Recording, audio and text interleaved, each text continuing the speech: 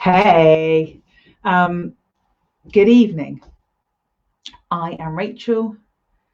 I am a teacher, healer, author, and modern mystic.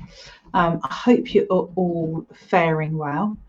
UK time, it's Friday evening, about 8, just after 8. So just waiting for a few people to join. And as you guys join, please, I do love it when you comment and say hi. It's nice to see who's here. And the point of these evenings are that they're interactive, and I like having somebody else's energy to bounce back off. It's good. So this evening, I am going to be covering past lives. So we're going to be doing, I'll give you some info, Q&A, all of that type of thing. So we're going to talk about past lives this evening, which is one of my most asked about topics. And the workshop that I've got coming up at the end of next month is one of my most popular workshops that I've got. It's an online healing experience. So I'll tell you about info about past lives, how regression works, how I work with regression, how it's different to what other people do. And I think that that's like the magic, isn't it, when we do things which reflect us as opposed to reflecting what other people are doing. That's where the magic always lies, I think, with this type of thing. Hey Jackie, hey Siobhan, hello Kerry. You did indeed make it tonight, my lovely. Wonderful. Okay, so there's a few of you on here. So whether you're live or on catch up, please feel free to ask questions, because I can catch up with the comments later, answer you as best I can in the comments. And it doesn't matter even if you watch this months and years down the line on any of, my Facebook or my YouTube. I'm really happy to answer your questions. So past lives. So in the West, it is still something which people kind of get a bit weird about. It is a pretty common belief system throughout the world, and within Christianity's history, which Christianity's history, the most part, has been Catholicism as the only Christian outlet. There were quite a few attempts to try to bring in belief systems around previous lives, which were squashed by none other than the Spanish Inquisition. So past lives come through in lots of different cultures and in lots of different belief systems. And each belief system and each kind of like religion will formalize and try to sort of cement those past life reincarnation processes into kind of like a fixed format. It doesn't work like that for me. This is, I'll tell you about my truth and about my personal understanding. And my personal understanding comes from lots of reading, because I'm a nerd who falls down rabbit holes. Past lives is certainly one of them. My understanding comes from doing regression with others and with myself, from being able to quite clearly remember past lives at certain points. That comes quite easily. And also as a spiritual medium, my capacity and my proven capacity to channel information and information that I've been given and shown as well influences all of my understanding and all of my experience. Hello, Savina. I saw your live was on today, and guess what? I was looking at Past Life Regression Therapy course today. I love that. We are on the same page. It's the universe speaking to us. So past lives, I first came in contact with the thought that past lives might exist when I was a teenager. I'd had experiences with my youngest sister at probably about the age of 3, and she can't remember much when she was younger, talking about when she used to be a mum and talking to me like I was stupid, not getting what the hell she was talking about, and I was 7 years older than her. And as a teenager, it occurred to me that if the devil fell to earth, which was one of the Catholic belief systems, then hell was here on earth. And if we were going to come back and do lessons again, then it's going to be on this planet. So reincarnation made sense, that you don't come back to hell, you come back to earth to learn things again. My own personal experience has moved on, and I don't believe in lessons. I believe that we're here to experience and expand. So for me, every life is a process of expansion and experience, which adds into the whole mass consciousness and the whole greater consciousness as a whole. So we all come from one source, we all come from one place. At certain points, all of that information gets filtered up and added up. I'm just going to put my hard wire in because I've just realised my Ethernet cable isn't in. How tech of me, Ethernet cable.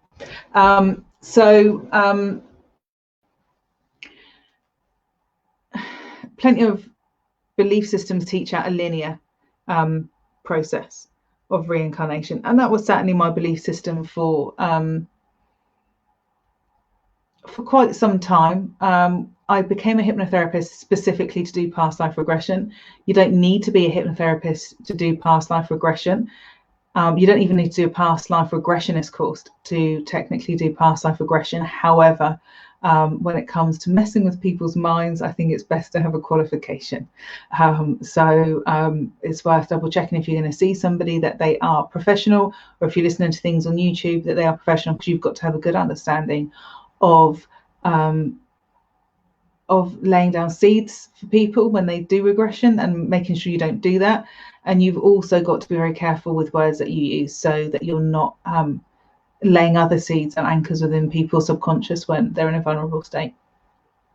So there's a book called Many Lives, Many Masters, which I think is, for most people, quite a good book to read. It's about a doctor who was completely logical, didn't believe in past lives or anything like that, and then started to work with somebody and used trance and regression and hypnotherapy, and this young lady started recalling previous lives. And as she started to recall previous lives, it was making sense with the rhetoric that was, Brian Weiss, thank you very much, Sabina. Brian Weiss, it's such a good book. It was helping her real life anxiety and problems as she was recalling all of these previous lives. So and past life regression was discovered in a very similar way, where somebody was sat down doing regression, doing hypnotherapy, and regression started to happen naturally. And there's lots of recordings of it, because it was often done in clinical, and it was discovered in clinical settings. So it is understood and acknowledged that past life regression work does help with what they call somatic disorders, which are disorders where somebody may be experiencing physical issues and there's no real reason for it. They can't find a reason for it, and that condition is often relieved as part of the past life regression experience. So it is acknowledged by the medical industry that it has an effect, and they will argue that it's placebo. And there is certainly an argument that we recall things which we don't want to experience in this life, like it might reflect something that's going on in our current life, and because we don't actually want to deal with it in the here and now, it's easier for our brain to make something up and to sort the problem out through that and come back. And approaching it from a purely logical point of view, and those of you that watch my stuff or work with me on a regular basis know I am logical as well as emotional. There is certainly an argument for that. There is an absolute argument for that. There's also an argument that we connect into ancestral stuff through the DNA and the energy which holds our DNA together.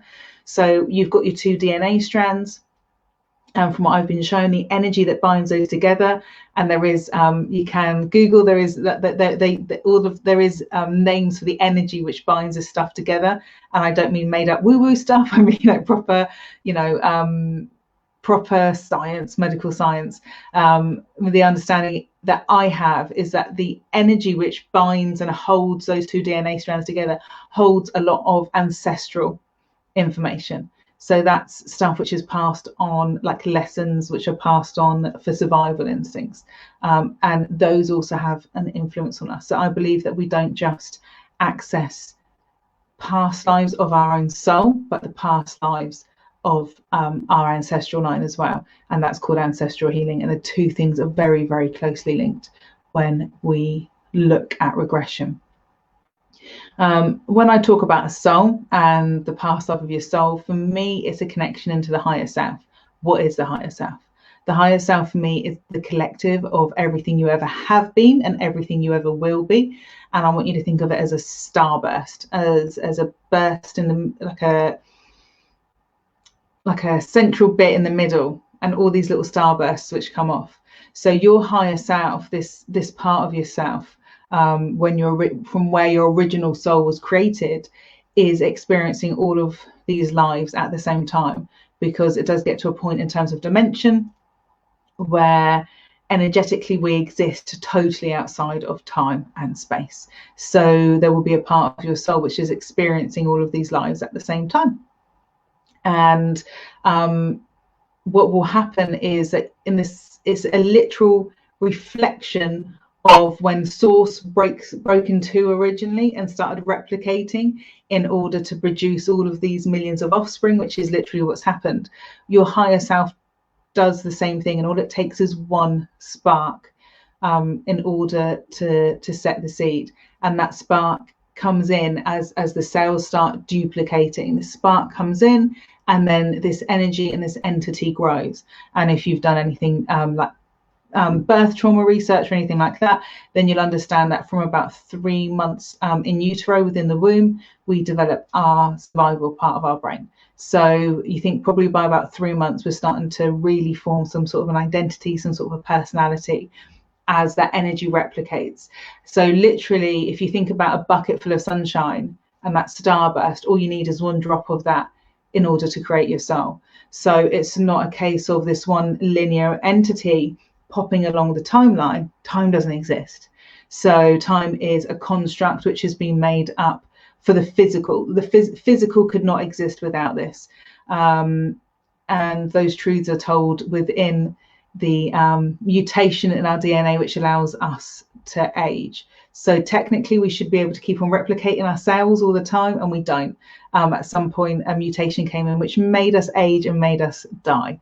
So this is all linked into time. The physical realms only exist because of time. And if you're interested in channeling information or having a conversation with a deity who's into this sort of thing, then it's a Metatron who you want to speak to. He's a being from a different universe who created the energetic constructs around which everything is built. He created time and space. And I remember having a conversation with my son when he was 3, asking him what he wanted to do with his life. And he said, "Do you remember the boy that created time and space?" And I was like, is that you? I don't know what you're saying. And that's basically what he wanted to do, was to be the boy that created time and space. So, or did time and space. And I like made it was what he was trying to say. And I was like, okay. So, yeah, he comes in on the Metatron vibe there. So if you want to have a conversation with a deity, like Metatron's a really cool energy to research and to understand, because he's from a different universe.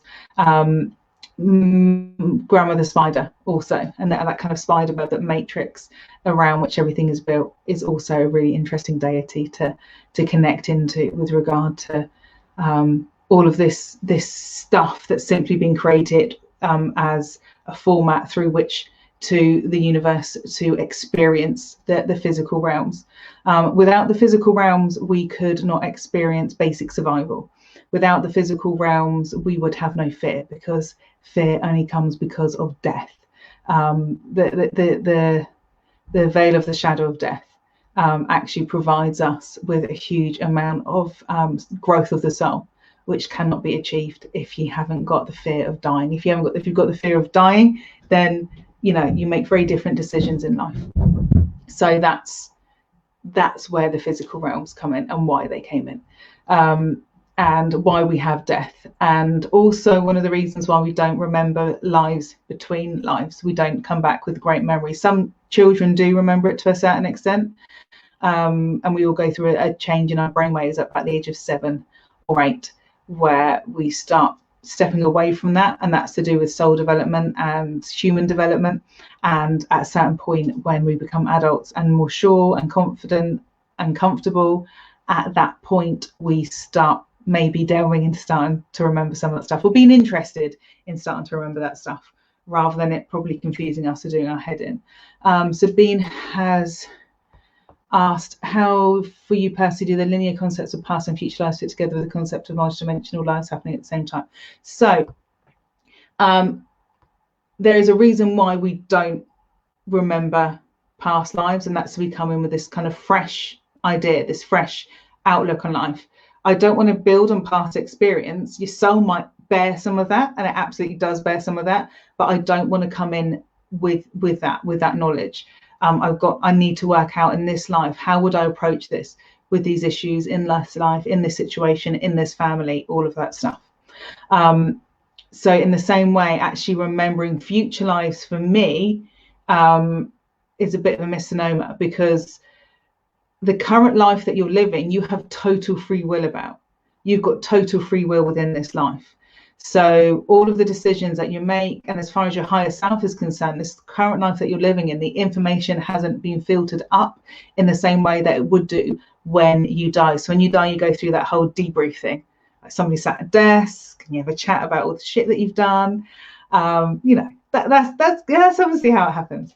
You know what I mean by a debrief. So the information will be filtered up to the higher self in a very, very different way to the way that it does while you're alive. And I've had issues myself over the past year where a lot of empaths' soul mission has changed.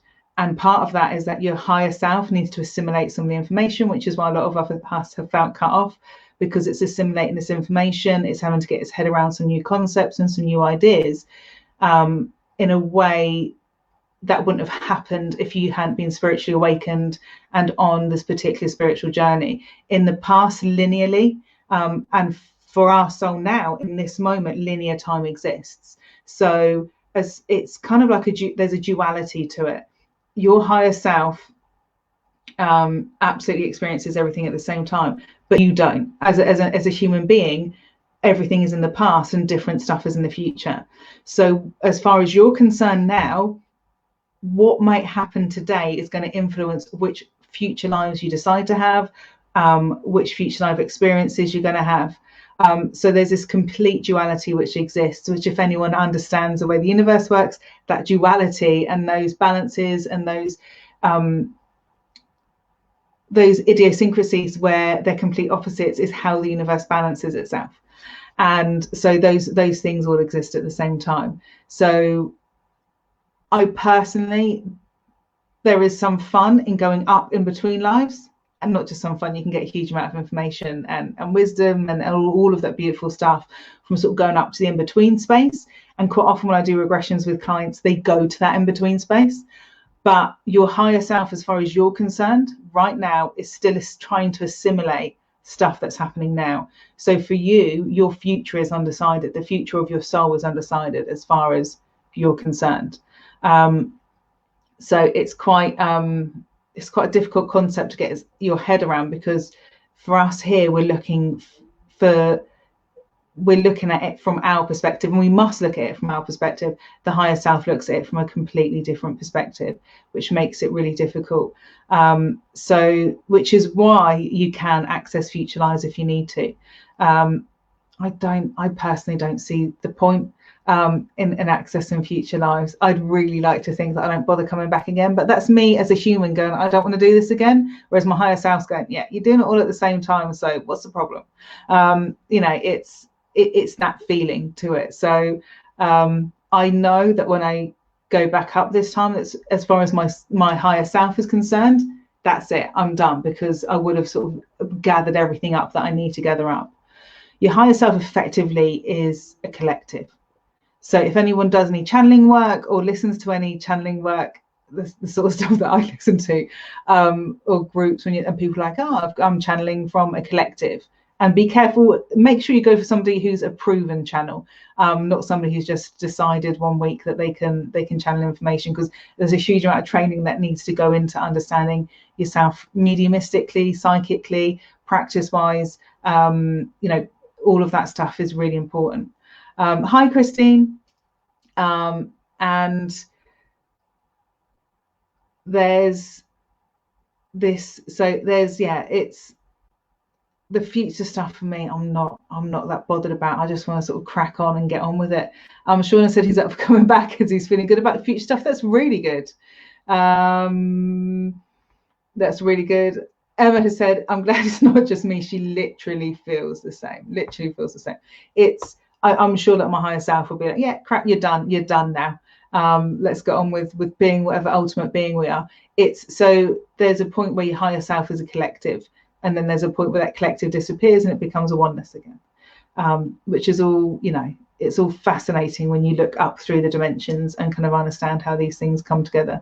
So when you sort of channel collectives, like the collective of David, it's the higher self of David that you're channeling. That's what a collective is. It's a collection of a soul, effectively going out over all its spaces and places.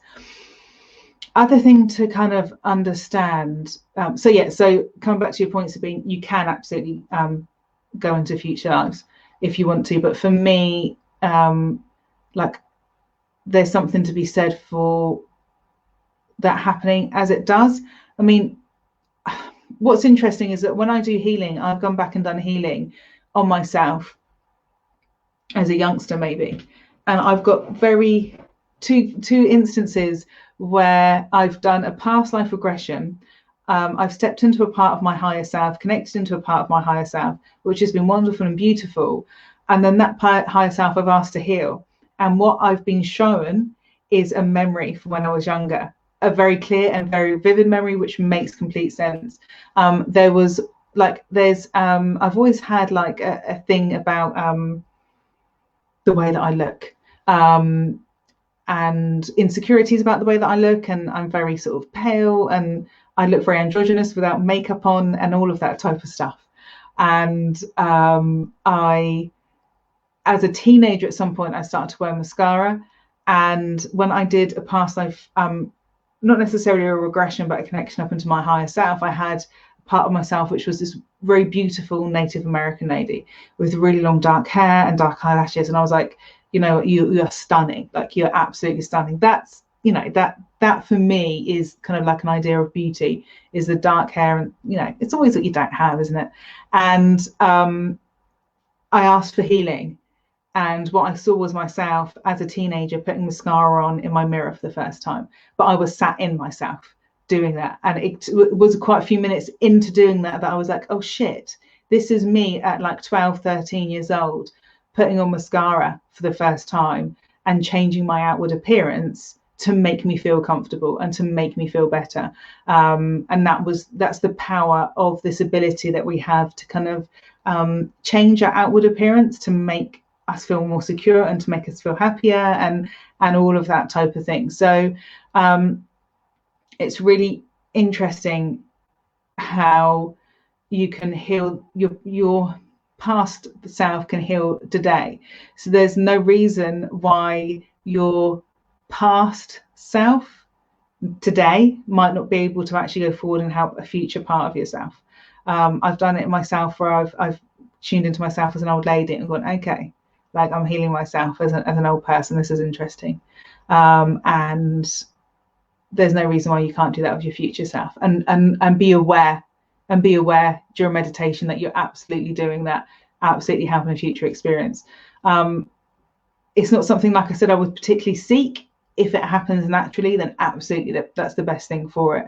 The way that I particularly work with regression is I allow our subconscious, which is our access way and our gateway to our psychic connection to our higher self, through our wisdom, to our connection to the universe, to choose which life is ready and right now. So if that just happened to be a future life, if that happened to be a connection up, if it happened to be a past life, or even this life, then that's what you need in that moment. And the way that I do it is that there's going to be a part of yourself that you're going back to, that part of you needs, and you need to remember a part of that life for now and take a part of that life and that wisdom for now. So it's really interesting the way that I do regression. It's about healing and empowerment. in order to take you forward. It is also fascinating. And sometimes I'll be sat there with a client and I think, oh my God, this is like amazing.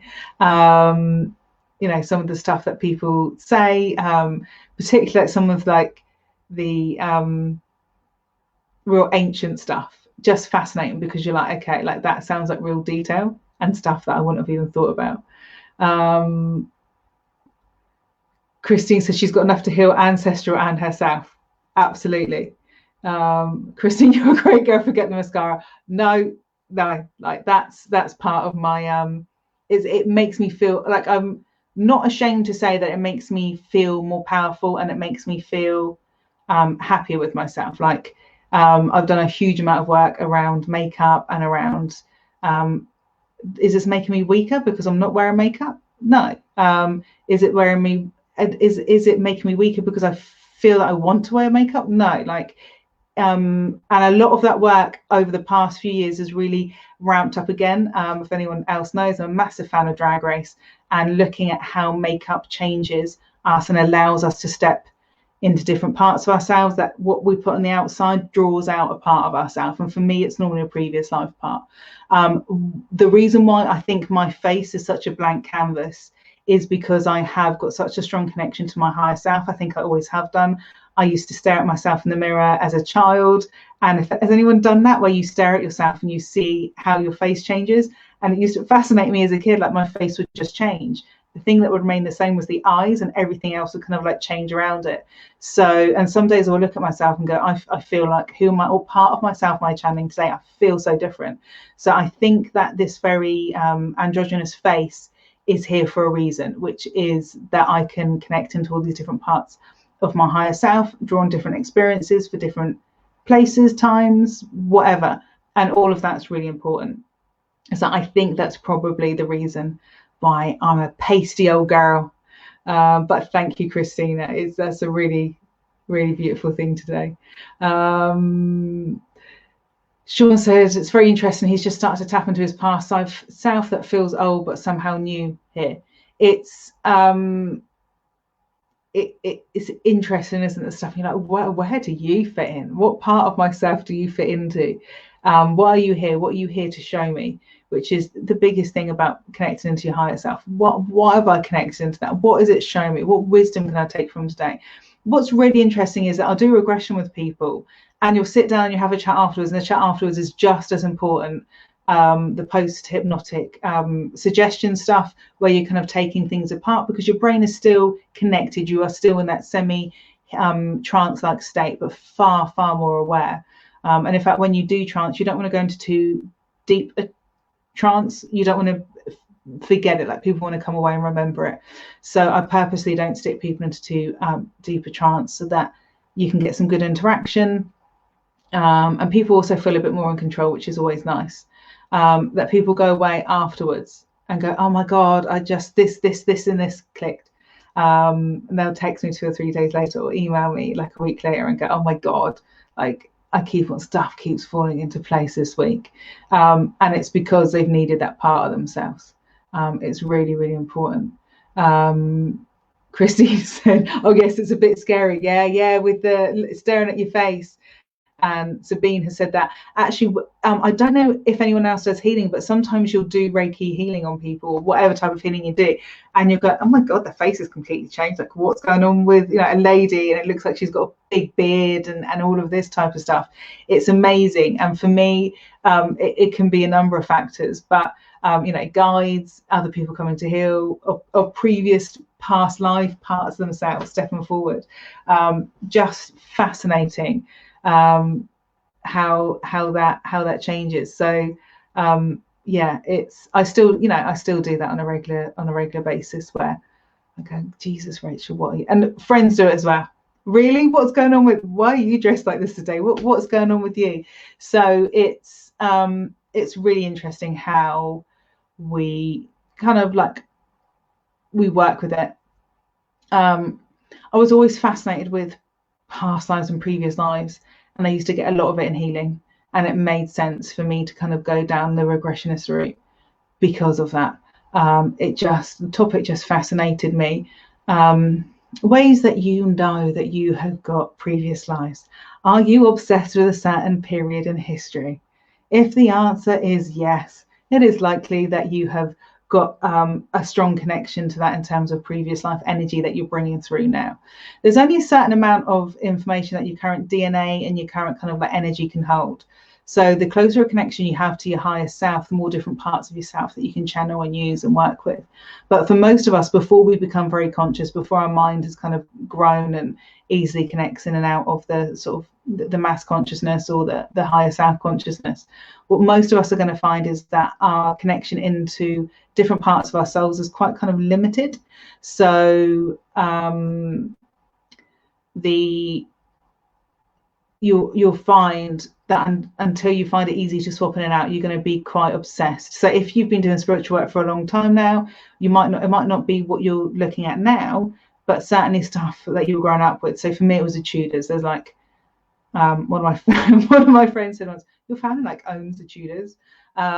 So the massive connection for me back to the Tudor period. Red hair might be a giveaway. Massive. I think that's probably may even be an ancestral DNA. I don't know. Link in there. There's also a for me ancient Egypt, like obsessive. And when I first started doing meditation, the first goddess that came through to me was Sekhmet. The second person that came through was Lao Tzu. If anyone knows the Tao Te Ching, and I have a massive love of the Far East. Like Japan, I'm still ultra obsessed with, but Japan and China, the Far East. I did like an antique design, interior design, art history mishmash, of a degree, and it's basically like antiques and art history and all of that stuff. And God, like the Japanese stuff, just loved it. Christine she's been imprisoned beneath a church in York in a past life and stoned to death. Like York is a really powerful place, actually. Like there's like York in this country has got such a strong old energy in terms of the church and in terms of before then as well. And you think about being imprisoned beneath a church, you may well have even been what's it called, a woman who was a nun who took vows and was bricked up and would give prayers and sermons and spent her life in servitude to the church and an anchorite. So I'll be interested to know if you're an anchorite, Christine, or if it was like something else, like you're in prison for like a crime, like telling the church off or something. Sean's put a comment about civilization and collective consciousness. Can you expand upon that, Sean? That would be interesting. Ink and stuff recently. I'm just going to pop up a couple of comments, and then Christina said likely do some research. I've got a book on the shelf. I'll give you the name of an anchorite who I have personally got a very strong connection with, and I think is probably part of my higher self. Her book's fascinating. She channeled some amazing information as part of her servitude. So interesting. Ink and stuff has come up. Do you know, it's really interesting because we've had loads of conversations about this. Mayan and ink and stuff, big thing for me over the last probably couple of years or so, where I do my thing, which is I've become obsessed with it historically, read books, binge internet stuff, basically fall down a whole rabbit hole, which includes documentaries and whatever else I can get my hands on. And then I at the same time sometimes or afterwards I start connecting into deities, which is starting to happen with the South American stuff. Just fascinating. So yeah, ancient Egypt. Where else for me was I obsessed with? There's lots of kids obsessed with ancient Egypt. Me. I used to have classical studies at school, went to Catholic school, and the teacher, Mr. Sullivan, God rest his soul, he was an amazing guy. We did Greece and Rome. Definitely very strong connections with Rome, even stronger connection with Greece, I think probably more than once. Viking stuff, that Celtic Viking. Again, that might be DNA stuff. It's often hard to tell if it's DNA stuff, as in it's come in via like my DNA and my ancestors, as opposed to coming from myself. Christine says she believes she worked with the church. Yeah, an anchorite. Anchorites were women, fascinating, given up in really awful circumstances, sort of doing that, giving their life up, literally becoming imprisoned and being fed through a slot, and their slot bucket going in and out through a slot in the door, and literally being walled up and given last rites as they went in, and a little window where people would put their prayers in. So you literally just spend your life praying and praying and praying and praying for others. And actually that neatly brings me on to issues that we may bring forward from previous lives. The biggest one is normally vows.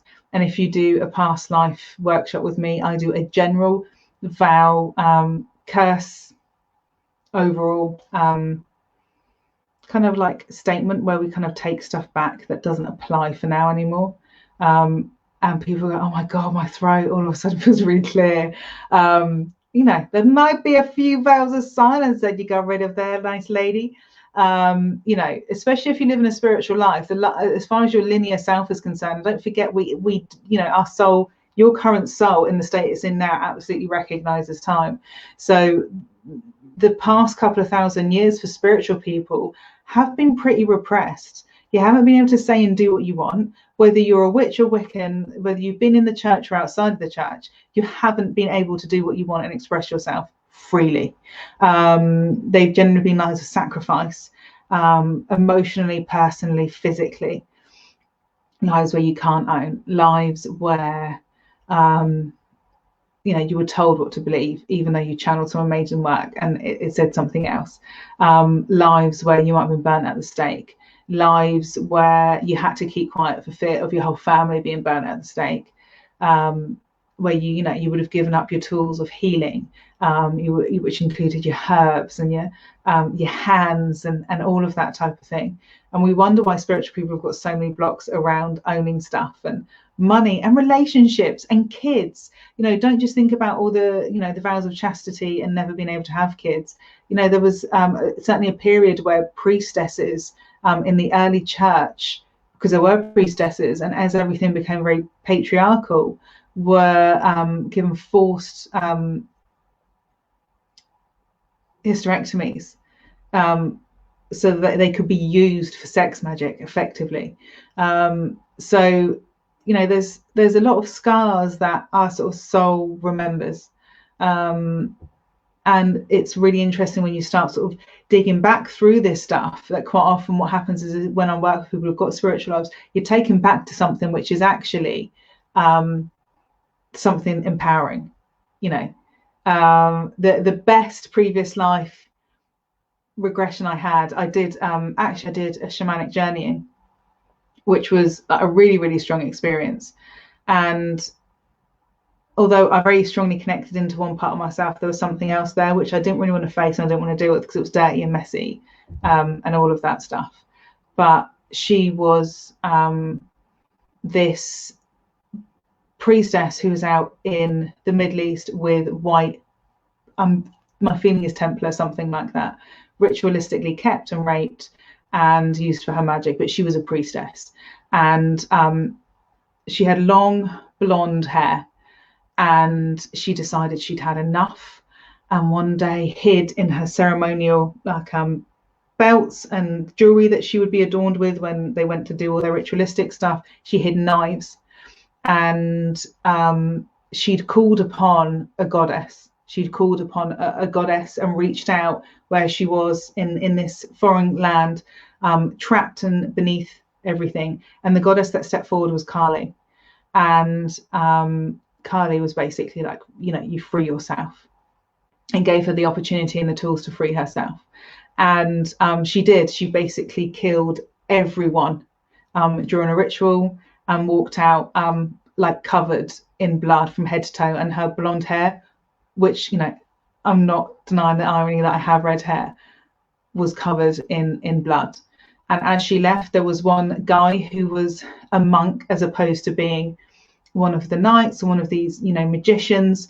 And he put a shawl and a shroud over her, and the two of them walked out together, him knowing fully what she'd done. And they just went away together, the two of them, as friends. And that was kind of where I left her. And over time, she washed herself and cleaned herself as part of me, and made herself whole and got rid of the anger that she had. And actually, I'm teary just thinking about it, because it was such a real experience, and it was so strong. And I feared so greatly stepping into her because of the power that she knew she had, and also what she had to do in order to free herself. But there was a lot of anger there. And she helped me work through my anger, and I helped her work through my anger. If that makes sense, we helped us, you know, the two of us helped each other. A really, really empowering relationship that I still have with that part of myself. Have I got a tissue somewhere? Good, because I am a crier. So yeah, just like a magnificent, powerful, scary ass woman who, even in her darkest moments, called on something to free her, and she was heard. And you know, she walked out of there. But yeah, really a very strong connection when I did the shamanic healing. And the lady said to me, like, I was releasing rape, not just for myself, but for many other women, and healing it as part of that shamanic healing. And that's the part of her that was still there. It feels like, you know, the grip between your teeth, like really gritty and raw. And she is in a much better place now. Like a crown, not crown of thorns, but a crown which was kind of like dug into her head and things like that, and that's all been replaced, and she feels a lot better and a lot happier. But she's still very direct, and she still won't take any shit off anyone, and she's a part of myself that I need to draw on from time to time. A really, really wonderful part of myself. Thanks guys.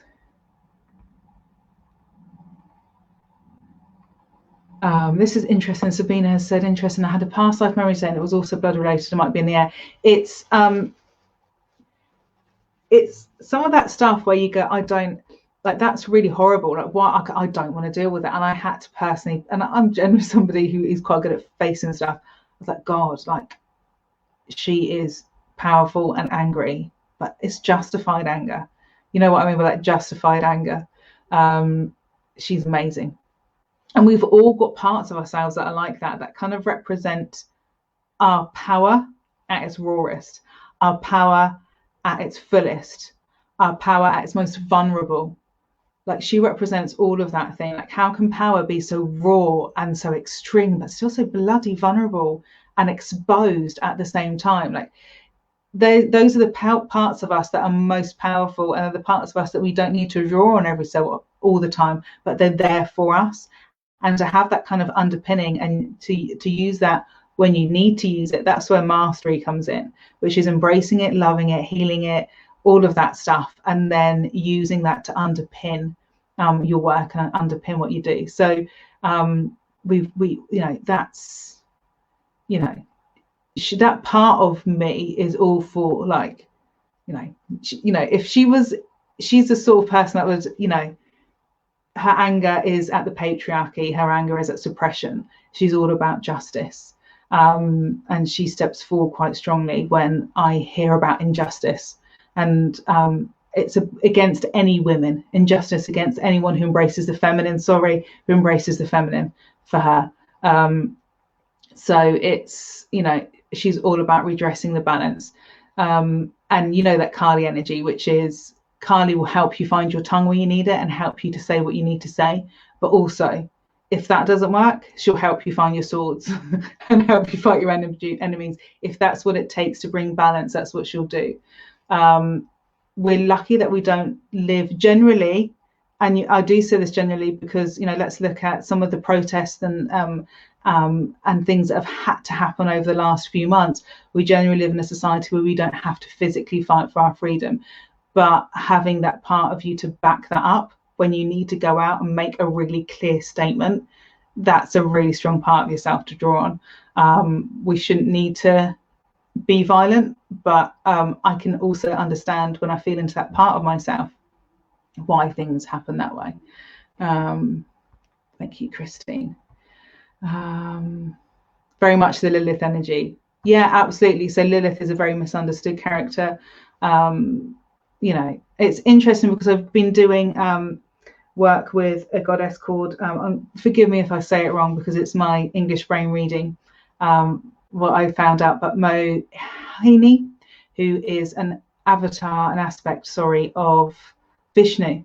And she, when I read about her in, I think the first thing I did was, it came up was on Wikipedia, the femme fatale. And I was like, actually, that's wrong. Like, I'm offended that you've used the words femme fatale, because she's not there to rinse anyone and to do anyone over, and using her female charms to do it. And you know, even if she was, you know, I wouldn't really have a problem with that. She actually is an aspect like Lilith, who absolutely embraces her femininity, who understands that she is, that at a fundamental level, on a really primal level, women are designed to attract men, and we are attractive and we're beautiful and we're alluring, and those are advantages and those are talents and those are things that we can use in society. And if you use them for the way, in order to progress life, then do that. And the way that she used those, that acceptance and that embracement of her beauty and of her charm, and, you know, a really beautiful figure in terms of her heart, her soul, in terms of her interaction with others. And she used that to bring about great justice. Her stories are all about bringing about justice and writing, bringing rights around in the world. So, you know, to describe her as a femme fatale really actually got on my nerves, because, in fact, I'm going to make a complaint. Sort of think my 8-year-old son makes complaints about stuff all the time. I'm going to start what he does, and you know, reporting stuff. I'm actually going to say that I feel that that's like a highly derogatory representation of that goddess, who is not a femme fatale. She's not there to rip people off and to take advantage of people. She used her talents, her personal talents, which she absolutely embraced in order to take herself forward. And that's that Lilith energy, which is, just because a woman is attractive and wants something out of life, like why is she therefore some awful individual for that? Why is that? And it's a real patriarchal, toxic masculinity, which is held within the feminine as well, that toxic masculinity, where women look at other women with those eyes, and embracing the Lilith within all of us. You know, whatever way we hold that energy is a really interesting process to go through, and to understand. So yeah, absolutely, Sabine, that Lilith energy, who I'm not going to take any prisoners, and I'm going to look absolutely drop dead gorgeous while doing it. Like that type of a feeling. Right, has anyone got any more questions, thoughts, anything like that before I wrap up? Hopefully I've kind of given you an idea of how I work with regression, how my truth for that starburst of reincarnation and the higher self collective,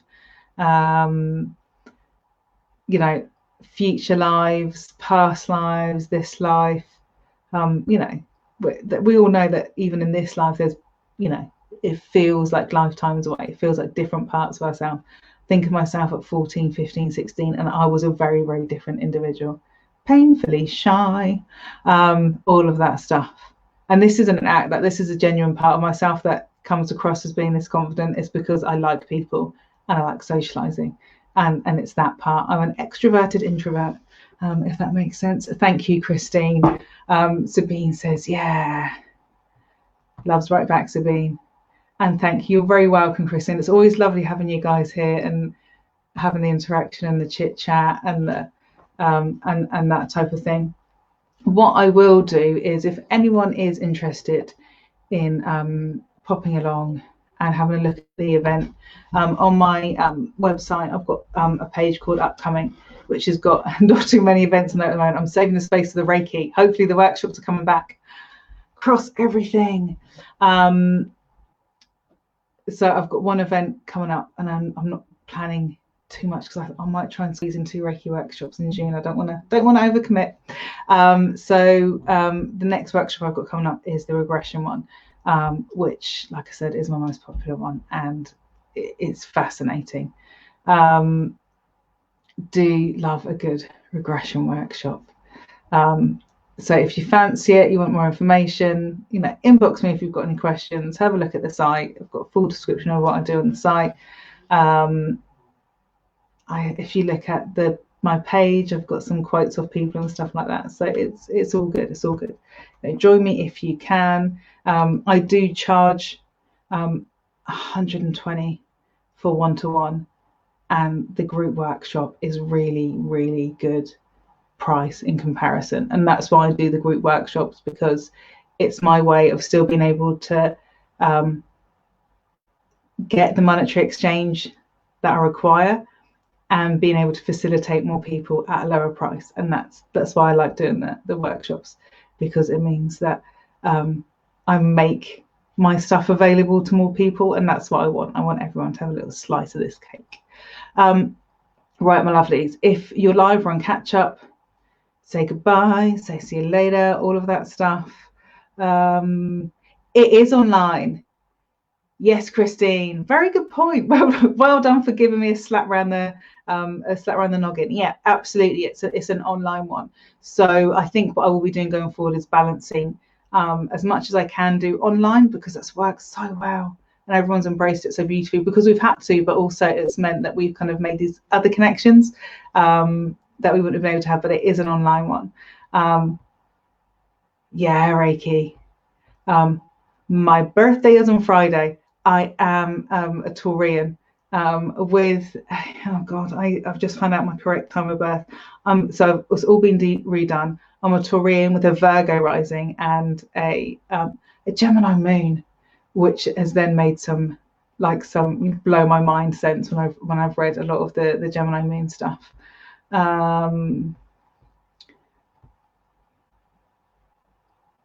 Yeah, fall down that rabbit hole, Kerry. Fall down that rabbit hole. Thank you, Jackie. Oh, brilliant. Good. I'm a far. Thanks. Oh, wonderful, Christine. Have a really fab weekend, everybody. And I will catch up with you all soon.